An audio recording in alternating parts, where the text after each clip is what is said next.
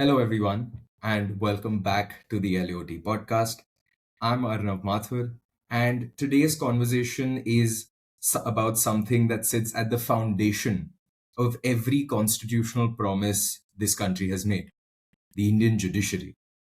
Here's what we know: India has over 5 crore cases pending in its courts.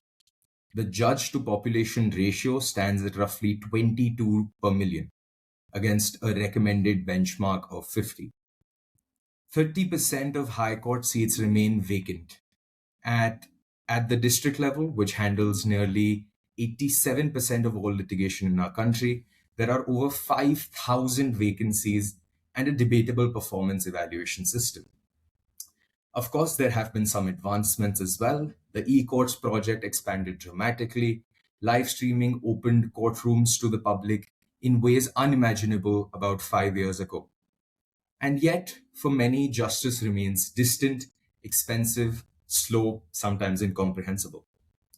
To help us think through all of this, we are joined by former Chief Justice of India, Dr. D.Y. Chandrachud. His tenure was marked by sustained institutional commitment to judicial reform, including the expansion of the e-courts infrastructure, the embrace of hybrid hearings, and live streaming of the court. It was, of course, also a tenure that produced landmark judgments on privacy, electoral bonds, same sex relations, and the limits of executive authority. Justice Chandrachud, thank you so much for joining us today.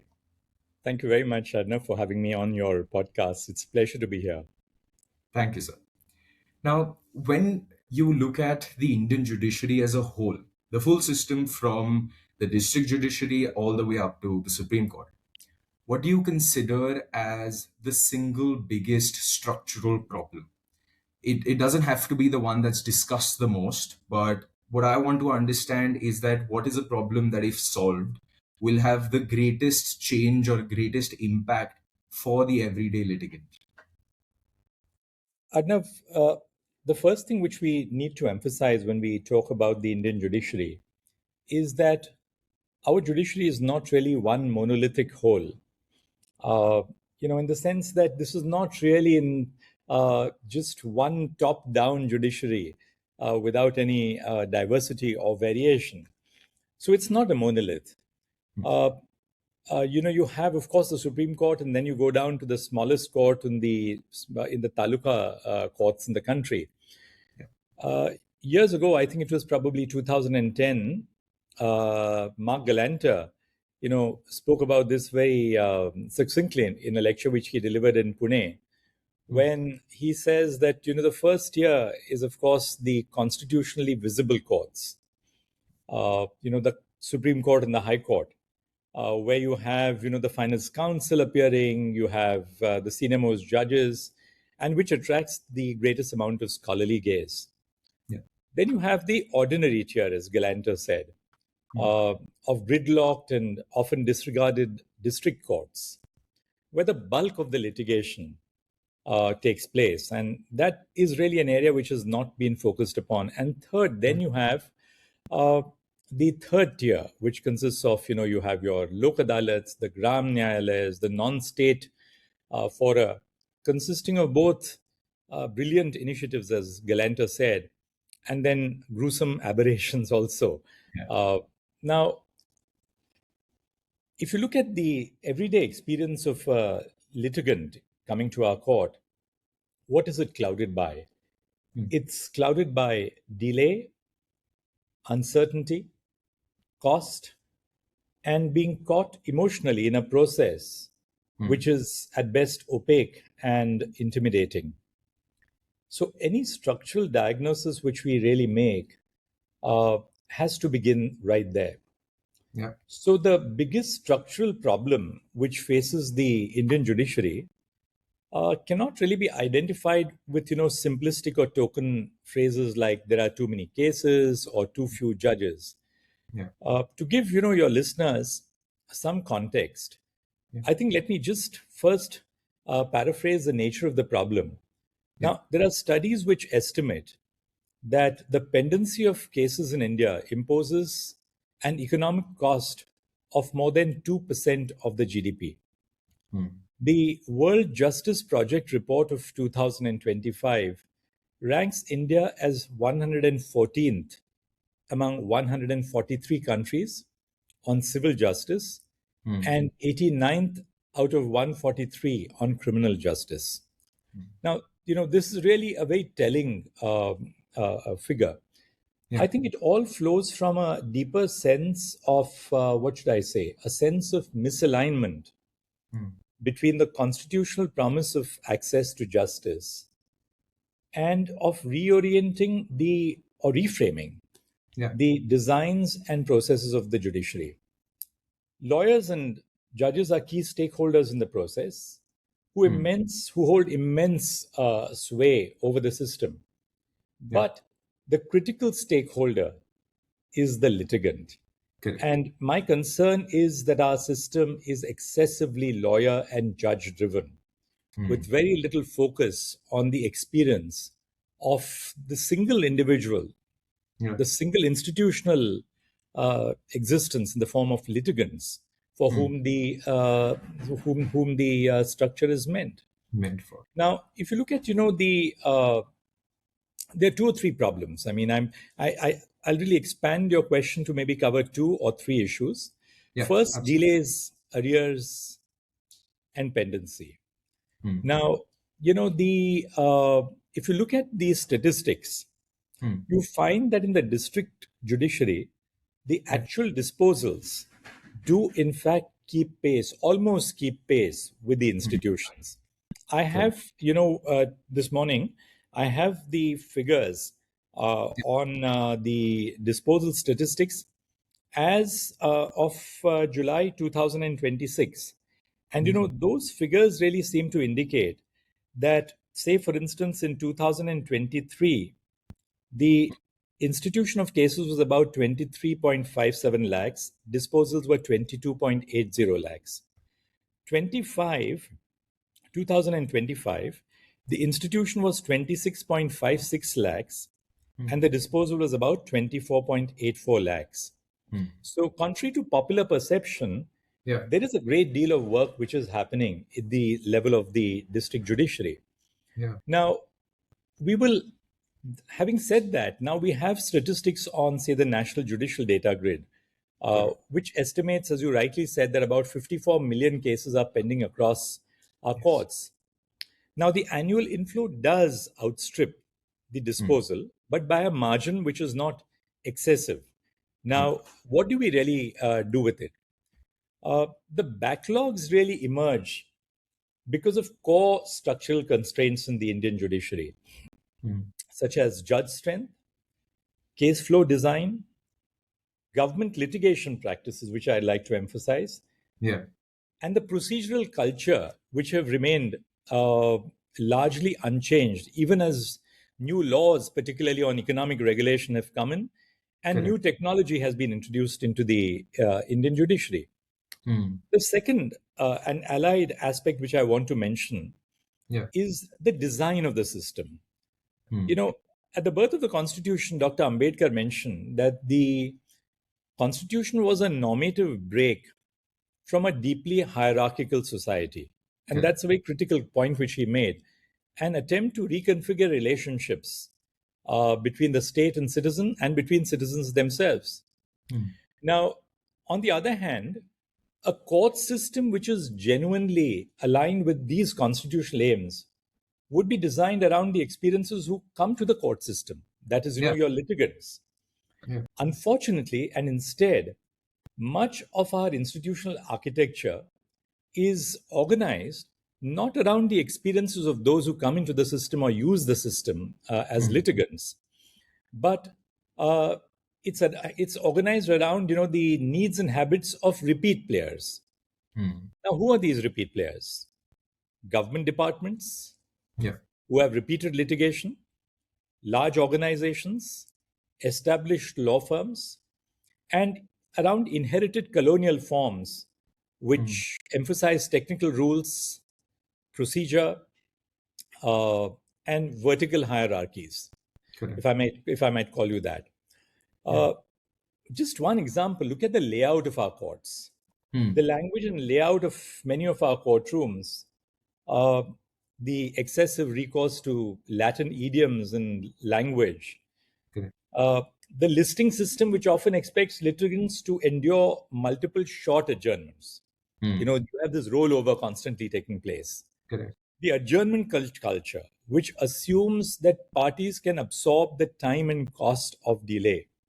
Yeah. And even today, the government remains a prolific litigant, even in disputes where alternative administrative mechanisms might have sufficed. Yeah. Now, a litigant centric approach would ask completely different questions Hmm. at the design stage. How many trips to a court does a typical party have to make? How many trips on an average? Hmm. How clear is the information which the party receives at every stage of the proceeding? Yeah. How clear is the information which a litigant receives at every stage of the process? Hmm. How much discretion and agency do parties have in deciding whether to pursue, settle, or abandon a case? Correct. How quickly can a party expect some form of resolution? And do we really give this kind of support when they cannot afford representation? And finally, how do we ensure that the physical infrastructure of our court is Hmm. accessible to all classes of litigants, not Yeah. just your English speaking, highly educated litigant, Yeah. but litigants who face disability? Hmm. It may be disability out of an inherent physical condition, a mental condition, Yeah. age, based on gender. Hmm. So I think that if I were to really sum up, I've put what my perspective is, but if I were to sum up, I think the critical constraint today in our system is we don't value people's time. Hmm. And we presume that anyone who needs justice or who has to access justice Hmm. has to then sort of adjust themselves to the system, which is Yeah. hopelessly inefficient. Now, Hmm. if you truly have to move away from the system, we have to learn to create a system which will value people's time Hmm. and not just expect them to absorb the time, cost, and delay of the system. Yeah. Understood. Thank you so much. That was a very comprehensive answer. And I think a few key takeaways for me is that firstly, you have to value time as a country. And you also mentioned about how, even from an economic point of view, the delay has a lot of impact. The second important thing that I found was that more than also being a structural issue, it's also a cultural issue that we all have to think about Absolutely. and actively try to change. And from the answer to the cultural issue is really to make sure that our systems are litigant centric and they're designed around the litigant and not just the lawyers and the judges. You also mentioned about the key concerns that the system faces and the litigant faces, which is delay, uncertainty, cost, and opaqueness. One of the solutions that is now put forth for these four issues is that of digital transformation, which is having some sort of technology to help alleviate these issues. But I feel that there are two distinct conversations that happen when we talk about the digital transformation agenda in the judiciary. The first is, of course, about the reforms and what we've achieved, the e-courts phase 3 rollout, the national data, judicial data grid like that you mentioned. They are the real advances. But the second conversation is about who gets left behind. We were talking about the litigant. For the litigant, the digital infrastructure in the district court remains uneven. Only about 45% of the surveyed judicial officers have access to electronic display facilities, and this is according to the government's own data from 2024. For the lawyers, there's another concern. If everything's getting digitized and you have hearings and digital hearings, it creates a de facto equipment mandate. If I don't have an iPad or a reliable broadband connection as a lawyer, I get put at a disadvantage that may not have existed 10 years ago. So how do you think, what should be the balance between these two concerns, and how do you read these arguments? I think you framed the question critically Yeah. by saying that who gets left behind? Yeah. Because that's really the answer. That's the question you have to answer. Yeah. Now, first and foremost, we must ask ourselves, does the digital transformation Mm. leave more people behind Mm. than the conventional state of affairs in a court, which was entirely paper based, Correct. which was opaque, inefficient, lack of information flows to litigants, and complete absence of knowledge management in the Mm. scheduling of cases for hearing and for the conduct of litigation. Yeah. So when we are looking at who gets left behind, we must also look at whether the digitization of the Indian judiciary has Mm. left fewer people behind. Mm. Not that leaving fewer people behind is desirable, but then have the question answers itself in the sense Yeah. that digitization itself is a desired goal. Mm. Now, my view is this, that information, and particularly information in a digital realm, is Yeah. a public good. Mm. It's like a public utility. Mm. Now, any institution which is dispensing this public good does so in trust for the citizens. Mm. Now, undoubtedly today, you have an internet divide. That Yeah. internet divide, extends to litigants. It extends to lawyers as well, Yeah. because among the legal profession, you have people at the base of the pyramid, Yeah. lawyers, the average lawyer, and then you have people right at the tip of the pyramid who have access to all resources. Now, how do we deal with this issue? Mm. For me, the answer really, and that was part of my mission when I was chairing the e-courts project, Yeah. which is that you cannot depend upon individual litigants and lawyers to acquire the wherewithal to access justice in a digital realm. Mm. The burden of providing those facilities must rest with the court system. Mm. Because once we consider, this to be a public good, Yeah. because it's really an incidental part of the overall dispensation of justice, which is itself a public good, Correct. then everything which is associated with this has to be the responsibility of the state and the judiciary, which really carries out in that sense a function of the arm as an arm of the nation state. Yeah. Now, this can be done in numerous ways. Mm. I'll just give you one example, for instance. Yeah. As part of the e-courts project now, and these are bare facts, Yeah. 3,712 court complexes that we have in the country as of Mm. July 2026. All of them have been computerized. Okay. 22,820 courtrooms have been computerized. So, at a very basic level, the Yeah. e-courts project has covered every court complex and every courtroom. Mm. Now, how do we answer the problem that citizens, say an agriculturist, Yeah. may not have even a smartphone? How do you deal with dispensing of services to this category of people? Mm. A laborer, a workman who has a dispute in the court. Yeah. Now, I thought one way we could do this is to set up e-service centers, what we now call the e-Sewa Kendras, in Okay. every court complex. So, in that sense, it's ironic, because when you talk about the digital transformation, Yeah. you're talking of a transformation which doesn't then become physical. That you Yes. can access data and information from remote locations, but that doesn't work in India. So part of the process was that you must have e-service centers attached to every court complex. And now you have e-Sewa Kendras in 49 high court establishments, that is the principal courts, the principal seats, as well as the benches. And in the district judiciary, there are 2,466 e-Sewa Kendras in Okay. district court complexes which are functional. With each court. So, yes. So that, if I have a case as a litigant and I am, say, a tenant against whom the landlord has filed a suit for eviction, or someone, who's claiming maintenance, Yeah. under the law from a spouse, you must be able to access all these facilities within the precincts of the courtroom. Now, these can be decentralized beyond the courtroom also.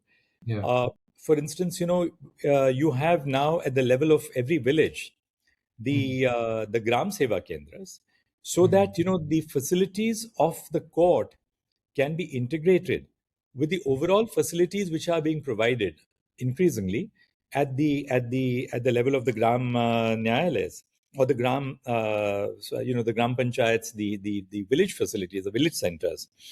Now, that having been said, I think it's part of the training of the lawyers which has to be equally a part of the mission, Yeah. because we can't now say that, look, we bank on a lawyer to gain training from outside the judicial system, or you get trained in your law schools, or Yeah. you get trained in your professional bodies, because that just doesn't take place. Yeah. The court system has to take on the burden of making lawyers who access justice on behalf of litigants Yeah. litigant friendly. Now, just to give you one further statistic on the nature of the work which has happened, Yes. every day, emails and SMSs, text messages, are sent to litigants across India as part of the e-courts initiative. Yeah. In 2026, and we have figures up to 10th of July 2026, 14.38 crore automated emails were sent to the registered users in India at the rate of about 7.56 lakhs every single day. I'm not saying it's adequate, but Yeah. this is just the Still. process which has been initiated. More than, for instance, service of summons now. It's a critical constraint in our criminal justice administration. Yeah. We have initiated something. I shouldn't say we, because I'm no longer part of the we.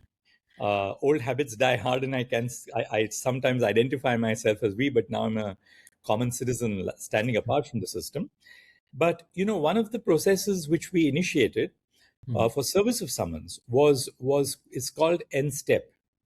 Now, Okay. the NSTEP enables a digitized service of summons, and then the service of summons is locked on the GPS system of a Yeah. very simple handheld device. Now, I don't want to, unnecessarily burden our podcast with the kind of figures which we have in Yeah. regard to service of the processes through NSTEP, but it's revolutionary, the kind of service which is happening. We have, for instance, the e-Tal website. The e-Tal website of the e-courts project has recorded 316 crore e-transactions in the court system in 2021. In 2025, it was 496 crore Big transactions. job. Yeah. And in 2026, up to 10th July, about 215 crore transactions. So what do these figures really tell us? Yeah. These figures tell us of an expanding reach of the court system. I can't say, I'm sure no administrator within the court system will also make a claim to the effect that we have covered everything. Yeah. But in this march of digitization, two critical ingredients have to be fulfilled. Namely, just as there is investment by the state in providing hardware and software, and now, of course, some recourse to AI-based software as well, Yes. we can't leave the litigant to their own resources to access justice. All these facilities must reach out to citizens Yeah. at their doorstep. One final point which I wanted to make was, just take a case of a young lawyer. I mean, we are doing this podcast as part of NALSA's institutional initiative. Now, look at a college, in a tier 2, tier 3, tier 4 city, where you Yeah. don't have the kind of resources, say, to access even legal information. Yes. How do law students even do that? How does a district court lawyer who can't afford, say, the cost of an SEC online subscription or an AIR subscription do that? So I'm not sure whether you have had an opportunity to look at Digi SCR, which is the Yes. digitized version of the Supreme Court reports, Yeah. which has digitized all the judgments of the Supreme Court and provided them now free of cost. Free of cost open access as well. Now, Yeah. of course, somebody has to have the device to Correct. access it free of cost, right? Yeah. But then we can have various answers. I believe that the high courts, in the both in the principal seats and in the benches, the district courts must create facilities so that lawyers who do not, at least at the incipient stages of their careers, Yeah. have access to, say, a laptop and or a smartphone or an Yeah. iPad, they can do so within the precincts of the court, Yeah. because they're equally part of the system, and Mm. you can't just focus on one part of the system, Correct. namely on the court infrastructure, Yeah. without focusing on the infrastructure which the users of the court infrastructure require, Yeah. namely litigants and lawyers. Right. I think it's very important. What we've done right now is reframe the question to understand and how what the responsibility of the judicial system is. And when we speak about infrastructure, what does it mean? Uh, I think all the initiatives that you have mentioned, it shows that the judicial system itself is taking a lot of responsibility and trying to at least have some initiatives, even if not the final step. So I think overall digitization's promise still holds true. The effectuation of it will come in parts, but I think what you've mentioned about all these initiatives is really um, it gives hope to young lawyers and everyone in the country. Because What I nobody now should be want to left behind, that's yes, critical actually.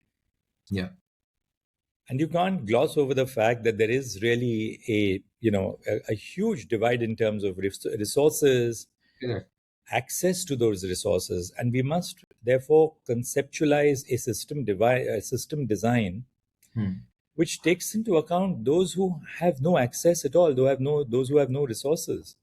You don't have to design a system for those who have resources, because they will access your the available infrastructure Regardless of that, and I mean the regardless. first Yeah. step is to recognize that there is an access gap and then move towards solving those issues.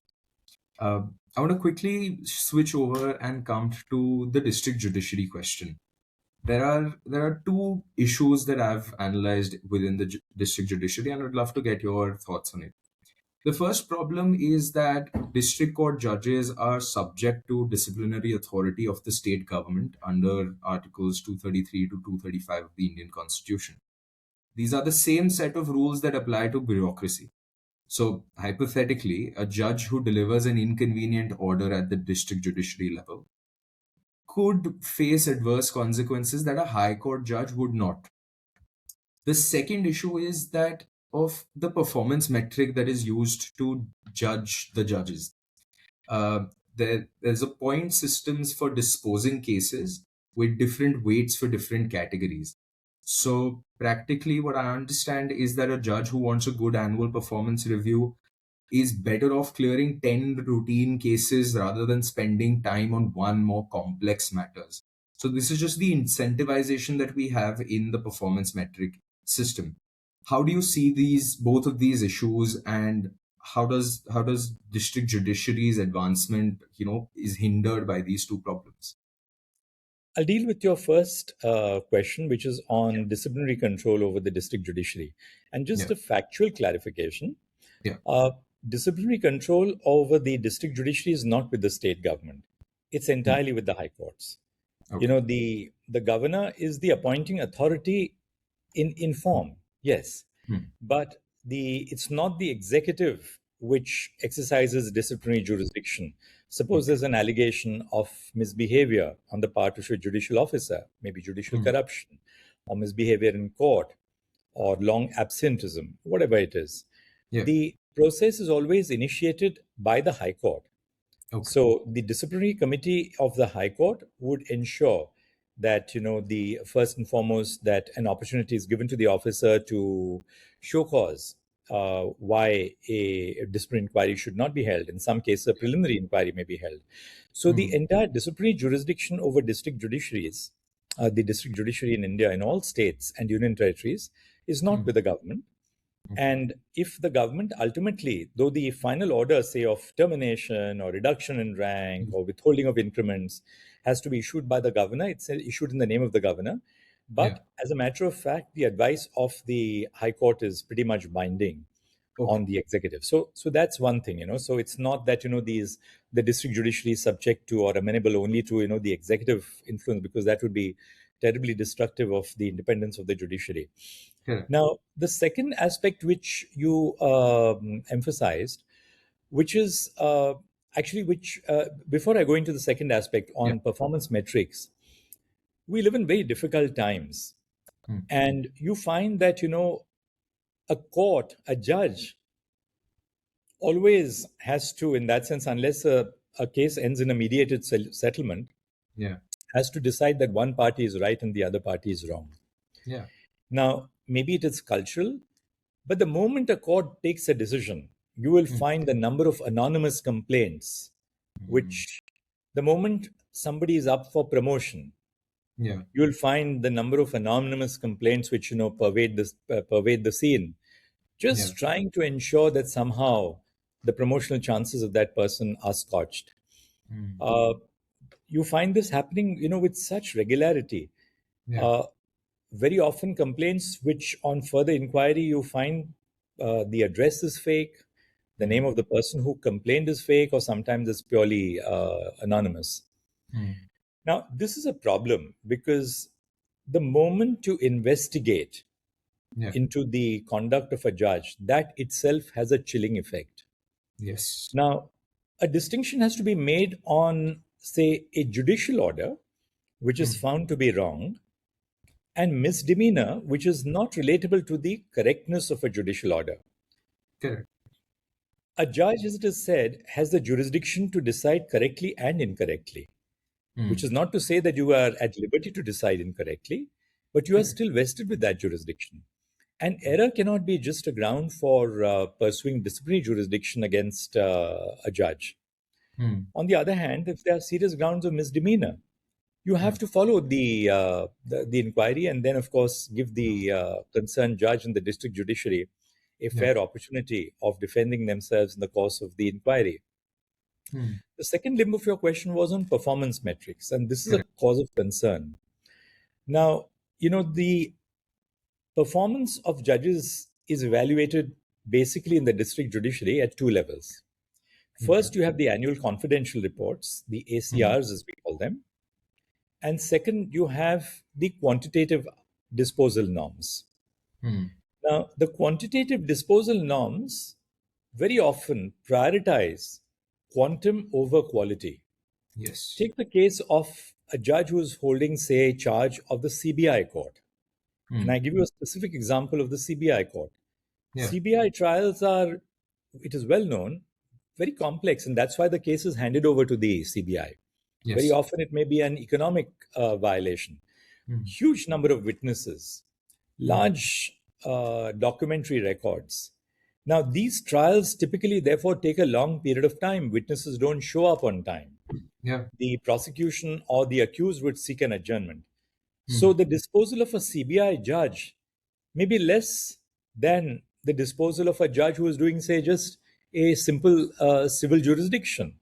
Correct. Correct. Now, therefore, many of these judges are also assigned other, Mm. other rosters, to which there's a criticism that because you assign other work to these judges, therefore they don't devote enough time for the more difficult trials. Yeah. So the performance matrix, I think, technology is one area I think we are going to be, and we've already started discussing that. Yeah.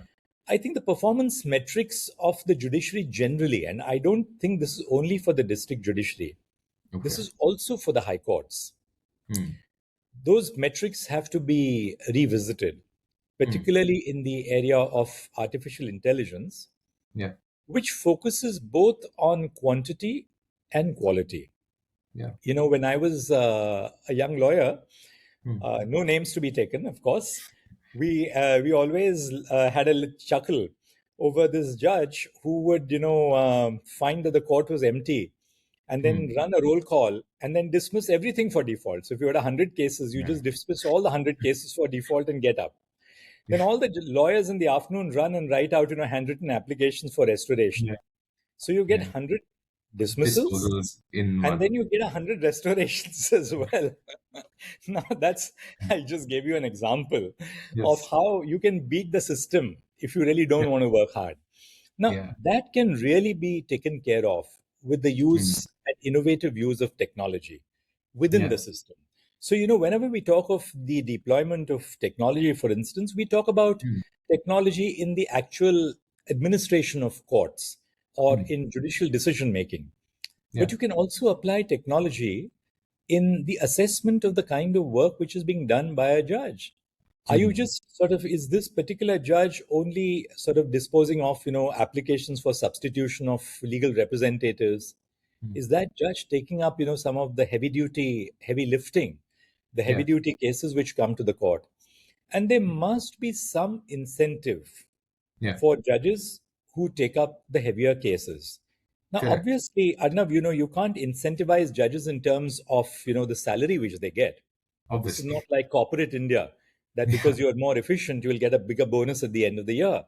So, Yeah. what is the incentive? The incentive can really be in terms of, consideration for higher judicial office. Yeah. Promotion Now, becomes yes. and when we make Mm. those assessments have to be more realistic and not just quantitative assessments.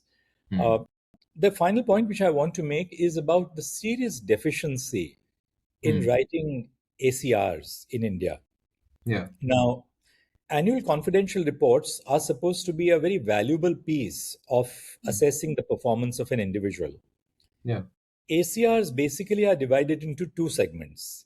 Mm. The first segment of the ACR is written by the officer themselves. And this is Okay. true in the government, it's true in the judiciary. The Mm. officer has an opportunity to say that, well, this is the kind of work which I did. This is Mm. my judicial output. This was the Lok Adalat performance. This is the my commitment to legal aid, so on and so forth. Yeah. Then that is assessed by the assessing officer, and then finally you have the accepting officer. Mm. It varies at different, depending on the seniority of the concerned judge. Now, unfortunately, this is something again which is cultural, Mm. which is that very often in India, judges, and I don't say it's only judges, you're not trained to take hard decisions, Mm. unlike the judicial area. People, Yeah. because sometimes you write an ACR about a person you're going to see the next day in court, Mm. who's reporting to you. So you Yeah. will find that annual confidential reports are so misleading.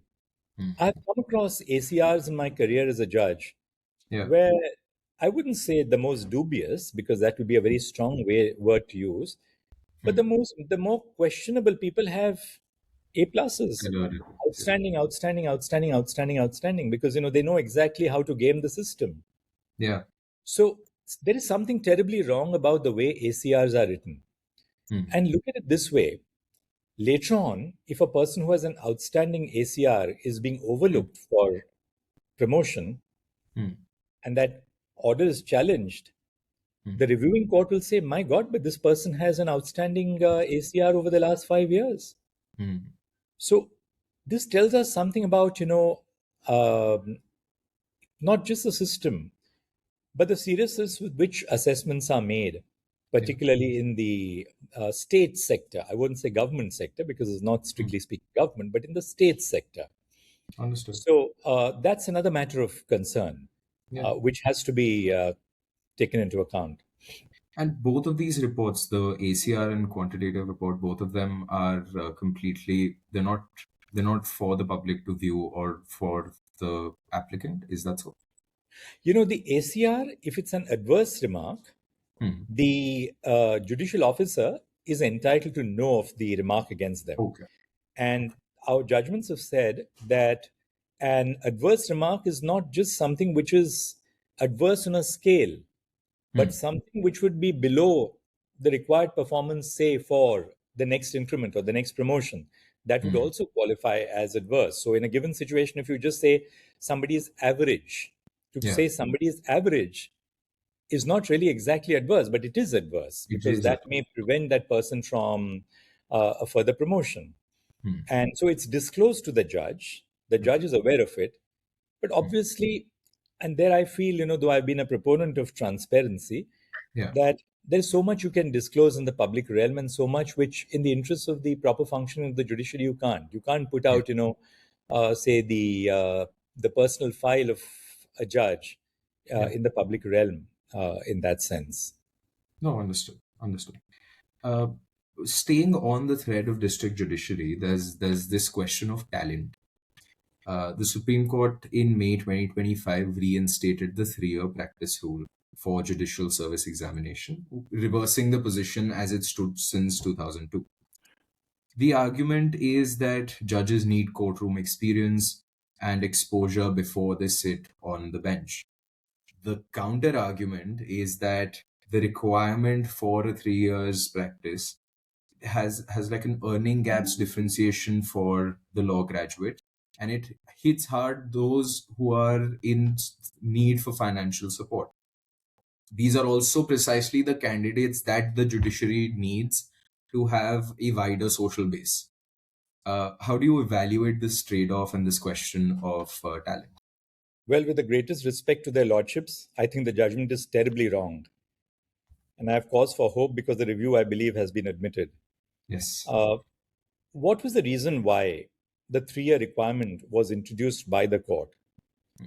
The 3-year requirement was introduced by the Supreme Court last year in 2025 Yeah. because of the perception that if someone is not practiced at all or practiced for a very short period of time, Yeah. you will not have the kind of experience which is needed to man the judiciary at the lowest level as Yeah. a junior civil judge, right? Or as JMFC.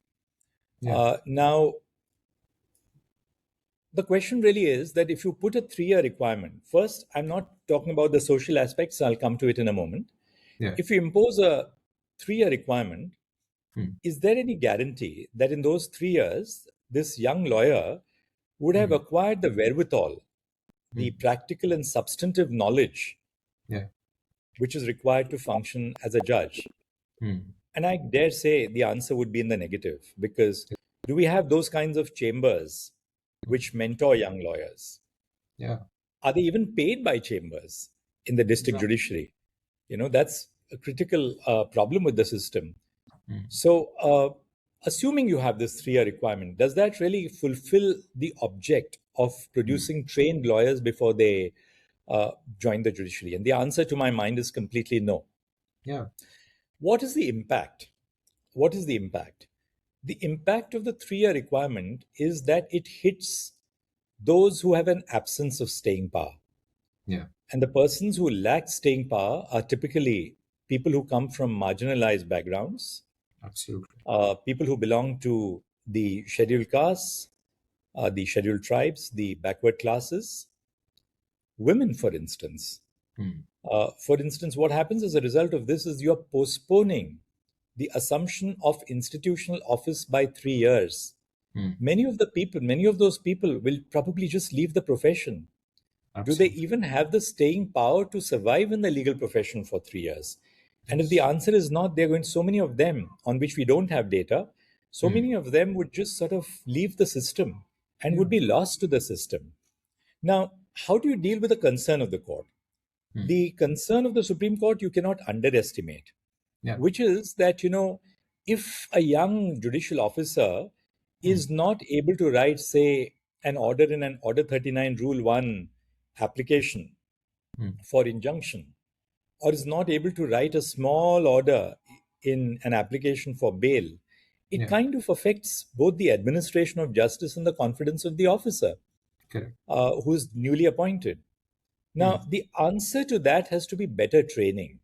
Yes. What happens, we do have training, of course, for the new recruits to the district judiciary between 1 and 2 years. Now, what happens is that the district judiciary suffers from very serious vacancies, a great amount of vacancies, which you emphasized right at the outset. So there is this pressure to let people who have joined the judiciary assume judicial office as quickly as possible. I think, the amount of time that is spent in training, it may be 3 years, the amount of time which is spent in training must be regarded as an investment for the system. Correct. It's not something which, you can't look at it. I mean, the state, for instance, which is paying the salary, can't say that, well, we are paying these salaries every month to so many people who have been inducted into service and they're not attending court at all. The point is that you're making really an investment in the system. Just Yeah. as, the investment which you make for training judges through their careers on the latest Yes. developments in the law, of course, they're going to be taken off their judicial work for the time that they are being trained. Yeah. But this is a cardinal and important investment which you are making in the infrastructure of the Indian judiciary. Hmm. So I feel the correct way would be Hmm. to lift this bar of 3 years practice, Yeah. which will ensure that the social barrier which it poses to Yes. people from the marginalized segments of society joining the judiciary is Hmm. lifted. And this is a very serious impediment on more diversity in the judiciary. Yeah. But at the same time, ensure proper training for these young judges Hmm. so that during the course of the training, they actually learn the essential, the art and craft of judging. Yeah. Even now, Arnav, when before a judge actually sits in court after recruitment for the first time, they're Yeah. assigned to the district judges. They'll Yes. sit in court, they will observe. Part Hmm. of the problem is a lack of mentorship. Yeah. You know, the people who are supposed to mentor them themselves are so horribly oppressed for time Yeah. that, and this I've heard, across the board from district judges that, Hmm. when they were young judicial officers, the kind Hmm. of mentorship they got when they joined the judiciary was of a different level altogether. Yeah. And this is happening across the system. Hmm. Young high court judges, for instance, when they are appointed as high court judges, Yeah. we were, for instance, when I was appointed a judge of the high court in 2000, we had tremendous mentorship from our seniors, Yeah. who would sit with us in court and say, okay, you take this judgment now. I'm Hmm. sitting right next to you, but you dictate in court. So that's how There's a you lot. teach your younger colleague the art of dictating a judgment in court. It requires a certain degree of confidence. You have to sort of structure the whole argument in your mind or on a Hmm. piece of paper. Yeah. So that mentorship also is very critical to the judiciary, which sadly, Hmm. for a variety of reasons, is now on the wane. I find both at the level of the district judiciary as well as in the high courts. You Yeah. have simple things Hmm. on what you should do and what you shouldn't do as a judge. Hmm. Judgeship comes with a huge amount of power Responsibility. Yeah. and responsibility, and that power is to be wielded with the greatest responsibility. Yeah. What you shouldn't do, Hmm. that is equally very important. How you should dress, how Hmm. you should address a lawyer, how Hmm. you should address, say, a civil service officer or a policeman who appears in your court. Yeah. Uh, these are matters, which may seemingly seem to be, things which you can pick up on the job, but which should be a part of judicial Localized training. training. Yeah. Yeah, emotional stability, Yeah. emotional equilibrium. We test our district judiciary when we recruit young judges. We test them for knowledge and information. What do you mean by res judicata? What is the difference between revision and appeal? Yeah. Uh, what are the conditions in which anticipatory bail is granted? We Yeah. don't test them for EQ. Yes. The armed forces, Hmm. they test for EQ, Yeah. because in the armed forces you have a gun on your shoulder. In the Yeah. judiciary you have something which is equally potent, which Yeah. is the ability to affect the lives of people. Yeah. So, a judge may carry a hidden emotional baggage. You Hmm. must understand what emotional baggage you have, and then the course of judicial training deal with it. So, I think the Yeah. answer to your question is that better training Yeah. would be the key, and not the 3 year requirement. Correct. And I mean the court's anxiety about having untrained district judicial officers is correct to a large extent. But the solution of essentially saying to the applicants that you figure out and you learn on yourself for 3 years might not be the Right. best solution. It's to take it institutionally and provide training, whether be it for 2 years, 3 years, or whatever the time period, but to take that responsibility upon the system itself. Now, speaking of training and taking up the responsibility from a state perspective, there's the question of all India judicial services. It's been debated since the Law Commission's early reports on judicial reforms. States have consistently resisted it as an encroachment on their domain, so it becomes a federal question also. Now, the current system where judicial recruitment is fragmented across different states with different standards does not help the cause that we're speaking about. Do you see this All India Judicial Services as a potential solution, and what would be the trade-offs? The states do have a concern with Yeah. the All India Judicial Service. But to my mind, the All India Judicial Service is a proposal which requires serious consideration. Hmm. And that, it's not necessarily an either or approach. Yeah. It's not that, all the positions in the district judiciary should be filled up through the All India Judicial Service, Hmm. as opposed to, all the positions being filled up through recruitment at the state level, as it Yeah. takes place right now. We can consider a Y media where a certain proportion of posts, like you have in the civil services, Hmm. where you have state civil service officers who enter the IAS, Yeah. and you have direct recruits to the IAS, right? Hmm. So we can consider that. Why? What is the need for an all India judicial service? Hmm. I think the need for an all India judicial service is simply this, that Hmm. you must have the best to join the judiciary.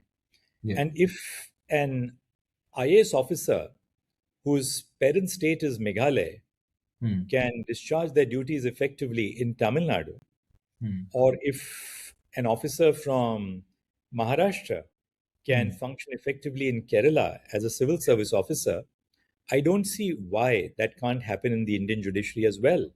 Correct. Language, yes, of course, language is an issue. Hmm. Evidence is given in the local language, particularly in civil and criminal cases. Yeah. But these are not insuperable problems, Correct. particularly in an age of technology. Technology. Uh, this will ensure a better mobility, that we'll be able to attract the best talent from across India in the Hmm. recruitment to the Indian judiciary. Yeah. Now, having said this, there's one aspect which I want to focus upon, and which is perhaps step one, which can be adopted. Yeah. One of the problems which we have confronted is that recruitment to the state judiciaries and the filling up of vacancies Hmm. varies. The efficiency of the process varies from state to state. Yes. Some states are very efficient, some states are laggards. Hmm. COVID was, of course, a very exceptional time when states did Yeah. have a very serious problem. States means I Hmm. meant the high courts. There Yeah. was a serious problem about, the whole the lockdown and so on and so forth. But we are not talking of that exceptional situation now. Yeah. What could be done is to have one all India examination Hmm. across India, Hmm. which will be conducted by an institution which is accountable to and responsible to the Supreme Court of India. Okay. The infrastructure can be funded by the Union of India. Hmm. The institution will be responsible to the Supreme Court of India and will also draw in Hmm. representatives of various states. Yeah. So you will have one All India examination Hmm. for recruitment, say at the lowest level of the judiciary, the Yeah. junior civil judges. Now, states say that, well, we have different reservations. Hmm. The reservations in, say, Maharashtra may be a little different from the reservations in Bihar.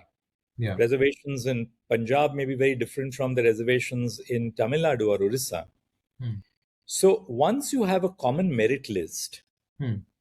right, these states would be entitled to pick up candidates based on the preference of the candidate, Yeah. applying their reservation policies as well.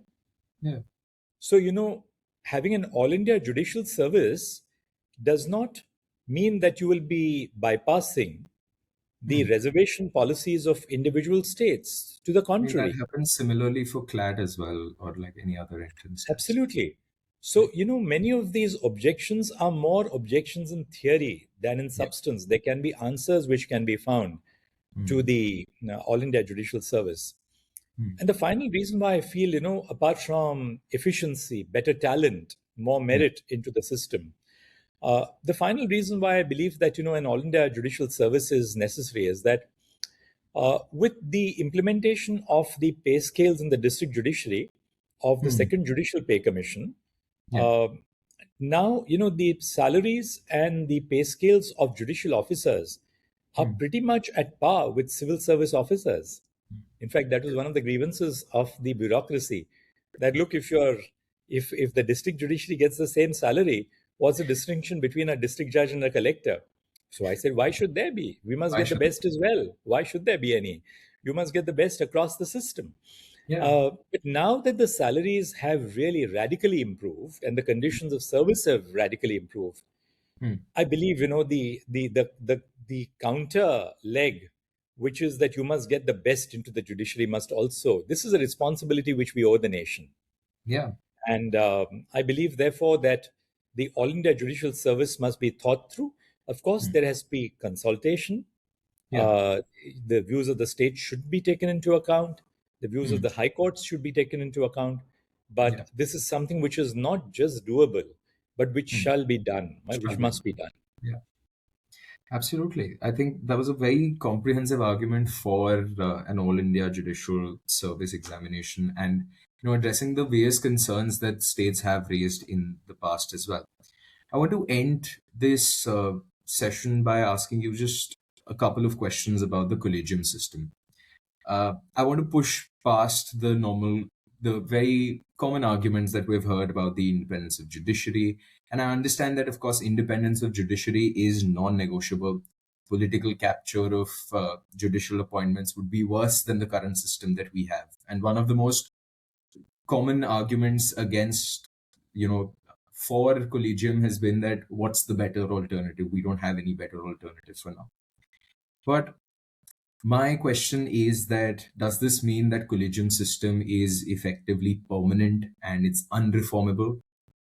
What reforms do we need in the Collegium model to improve speed, transparency, the quality of appointments, and how do you see the system reform over time, if it can be? Since this is really the almost the last question, and we are coming to the end of the podcast, I'll be brief. Yeah. And I think we could spend a whole podcast on the collegium system, Yeah. discussing various aspects, the good, the not so good. Yeah. But having seen the collegium system at very close quarters, both as a senior judge of the High Court and then in the Supreme Court as a member of the collegium and then the Chief Justice of India, Yeah. I think the critical problem with the collegium system is that there is no institutional mechanism for eliciting and sourcing data. The process of eliciting data about candidates is, to say the least, ad hoc and informal. In the High Courts, it basically goes by individual judges' perceptions Yeah. about the character or caliber of a particular candidate. We do not have data about what kind of work a candidate has done, what kind of specialization a candidate has. And what happens as a result of the absence of data is a lot of it then goes on the basis of surmise, presumptions, and assessments. And assessments, even at the best human level, with all the the bona fides of the decision makers, can be flawed. Yeah. So the first thing which has to be done, I believe, is to have a permanent institutional mechanism for evaluation of prospective candidates, both at the national level and at the level of the states. This can come in by way of legislation, so that even if the collegium system, which today holds the field as a consequence of judgments of the Constitution bench, has to continue, and I'll deal with that aspect a little later. Yeah. Legislation must be brought into my mind to institutionalize the process of decision making within the collegium, even as it stands today. So that's not a question of altering the collegium, but of making it more effective.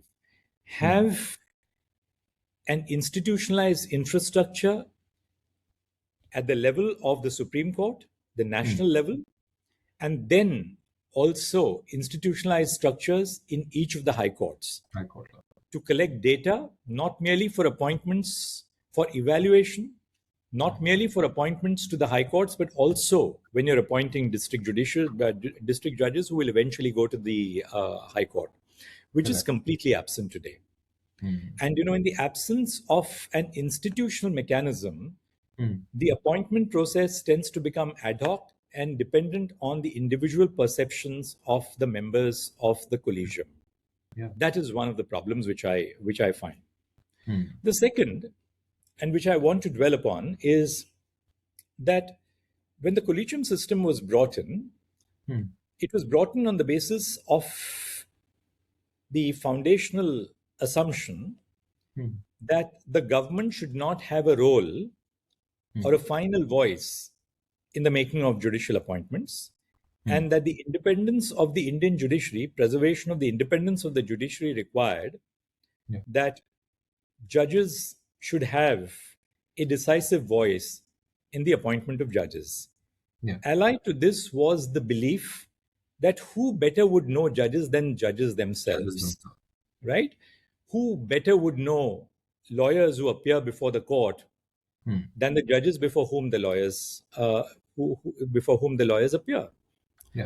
Good in theory, but I still believe flawed both in theory and practice.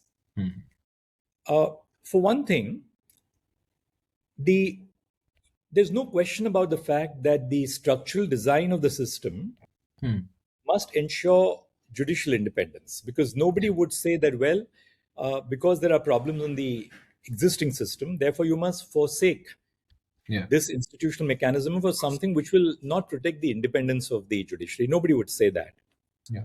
But is this the only methodology for protecting the independence of the judiciary? Courts today, particularly in the higher judiciary, the first year that Mark Galanter spoke about, and I made a reference to it in the opening remarks in the course of our podcast, are taking decisions on extremely important matters which govern the present and the future of our society. Society has a very valid stake and a valuable stake in understanding who fills up positions in the higher judiciary in particular. Absolutely. Therefore, an induction of talent from outside the judiciary into the decision-making process in a manner which will not dilute the independence of the judiciary will not dilute any of the concerns which weighed with the constitution benches in devising the collegium system.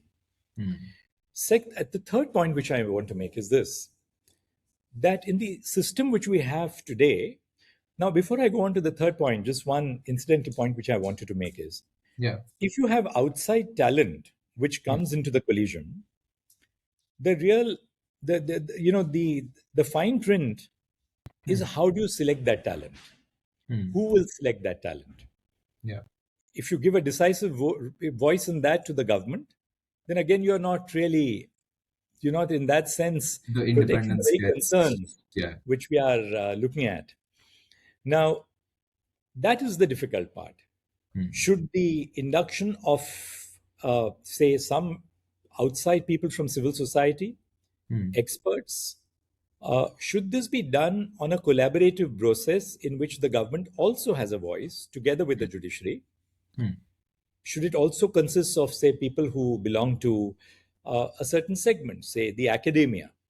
I'm not sure I have full answers today because we're not designing the system right now. But I do believe that there's a serious need to look at it again. The final point which I want to make is simply this, that in the system as it works out today, the government is not excluded in any case. The files of a recommendation go to the government in any case. For judicial appointments to the high courts, the file travels all the way to the Department of Justice, and the recommendations of the Department of Justice on the file are in any way sent to the Collegium.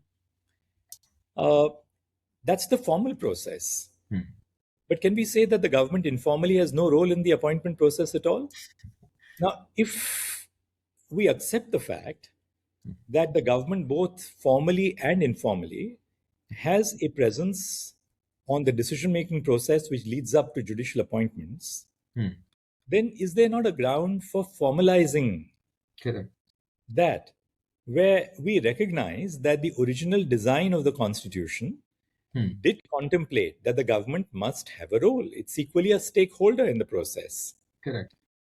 And the collegium system really came in out of a flawed assumption Hmm. that the judiciary alone must Hmm. have a decisive role in the appointment process, and anything which does not give the judiciary a decisive role will be destructive of judicial independence. Yeah.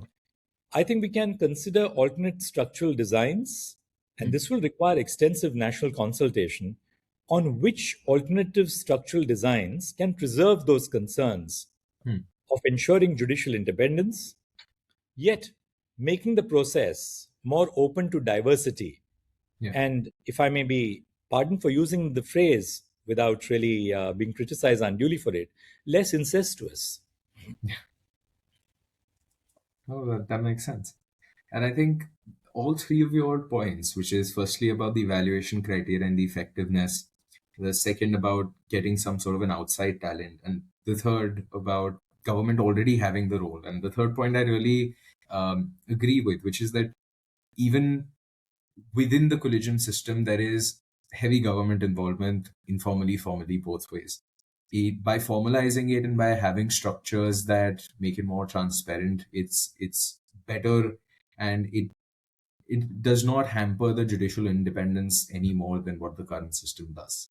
So I think it's important to rethink and really delve deep into what the alternative designs could be, and public consultation, like you mentioned, should happen. Absolutely. Yeah. And it's not something that we can find ready answers to. Yeah. The critical part would be to have a wide stakeholder consultation Yeah. across the nation, get lawyers, get their views, get the views of the high courts, get the views of the academia, and see which system will, of course, provide for a role of the judiciary in the appointment Yeah. process, but at the same time, not make it only an all judiciary affair. Mm. True. True. Now, one final question, continuing with the questions about Collegium, is that of transfers of judges. Now, the transfer of judges across high courts is one of the most consequential powers that the Collegium exercises. It operates without any, I think, publicly stated criteria. We don't know why Judge X gets transferred from one high court to the other. Do you think there should be a publicly disclosed criteria for when a transfer is initiated? And this is a question again, does the judge who is getting transferred have any say in the process? Do they get to, have any reasoned communication with them, or maybe a hearing with the Collegium? How does that work? I'll answer the latter part of your question Yeah. first. Before a transfer is made, there are Hmm. two consultative before it goes to the government for Hmm. processing. The transfer of a high court judge is always something which emanates in the collegium of the Supreme Court.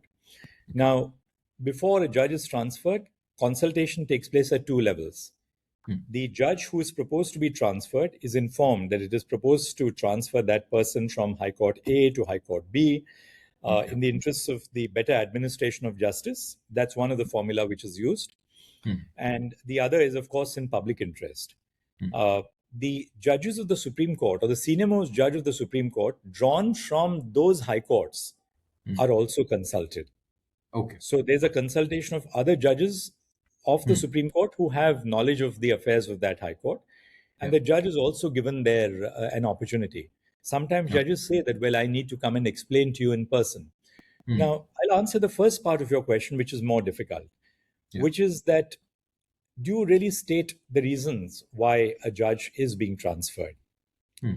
And I believe that this is really a question of trust. You have to ultimately trust the judiciary Hmm. on why a judge is being transferred. If you Okay. start putting out, reasons why a judge is being transferred in the Hmm. public realm, that, to my mind, will actually impact upon the functioning of that judge. Okay. Uh, Very often, sometimes the reasons may be temperamental. Hmm. Sometimes the reasons are more serious. Hmm. Uh, they're not necessarily reasons which call for impeachment, Hmm. but reasons where you feel a judge should be moved out of the system. Hmm. Sometimes the reasons have nothing to do with the conduct of a judge. Say, for instance, It's a very just a, senior judge of a high court yeah. is due to become a chief justice, say, in the Hmm. course of the next year. Hmm. The collegium sometimes feels that, well, instead of sending this judge directly as a chief justice, Let's send this judge, say, 6 months in 6 months in anticipation of a vacancy as the Yeah. senior most judge of the High Court.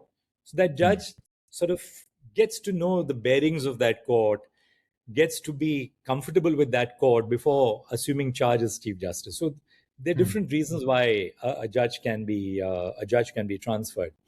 Yeah. Uh, on disclosure of reasons to the wider public, I'm personally of the view that that would not be appropriate. But I can also tell you sometimes what happens. Sometimes when a judge is transferred, there may be valid reasons. But I have seen this in my own career, that a martyr is made out of that judge, and a big hue and cry is made by sometimes even the bar Yeah. or by the social media or by the media that, oh, so and so judge was transferred, and this judge delivered this judgment, and therefore that judge was transferred. Sometimes the reasons why that judge is transferred just cannot be disclosed. But don't you think that the whole point of having trust in the system, it's bolstered by the fact that you are telling why certain decisions are taken? Because if the reasons for the decisions are so um, are at a level where they can hurt the trust of the public by disclosing them, it could also be the same case by hiding them.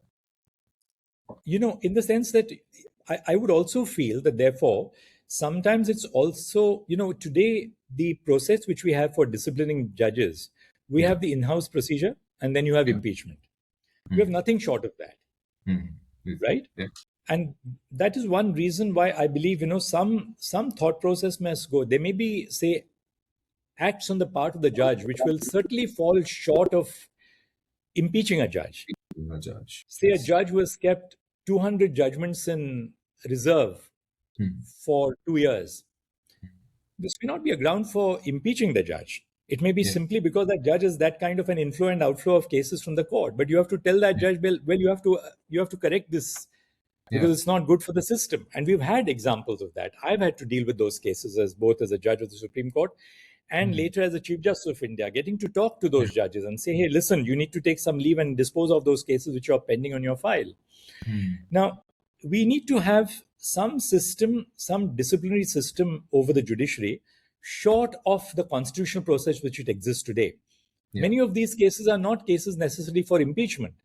But, the point which you are making of, fostering trust by disclosure in the wider societal realm can be taken care of by having an institutional mechanism which is more broad-based, Yeah. which will generate more trust than the system which we have today. Yeah. You need more Today, tools. why is there a lack of trust? Today, there is a lack of trust because there's a perception that it's only the judiciary which is going into this, and there is no institutionalized mechanism for dealing with cases of misdemeanor. Case like I gave you, for instance, or say a judge who's repeatedly found to, be uttering, say, gender-biased remarks in court. You may not want to impeach that judge, or not straight away at least, but you must have an institutional mechanism where that judge is brought to account. Yeah. And if that process is a process which is broad-based and fosters greater public confidence, that will then reduce, this element of, oh, we don't know what happens. Correct. And why are these decisions taken? Was this judge transferred only because, a verdict which was taken was found to be inconvenient? Yeah. It may be so. Sometimes it is not so. Sometimes there is an equally plausible reason, which I don't want to disclose. I don't want to disclose names, incidents, events, because that would be, breach of faith on my part, because I came into contact with that kind of information in my position as the Chief Justice of India, and that must die with me one day and not be, because there are people's reputations, personalities which are on down the line. But speaking at a systemic level, I think, greater thought and perhaps a modulation of the system is warranted. Understood. Thank you so much, Justice Chandrachud, for taking out the time to really help me pick out your brains and discuss these pressing issues. I think we've discussed from just the structural issues that are faced to what sort of solutions we can have institutionally and also from a cultural perspective. about how the Indian judiciary can be made more effective, more reliant, and of course, have garner the faith in the citizenry that it supports. Thank you so much. It's been an absolute pleasure to speak with you today. Thank you very much, Arnav.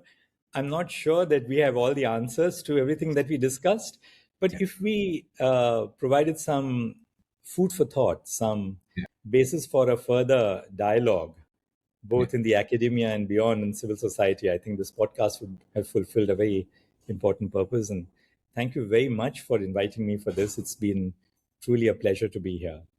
Thank Thank you. you. Thank you so much.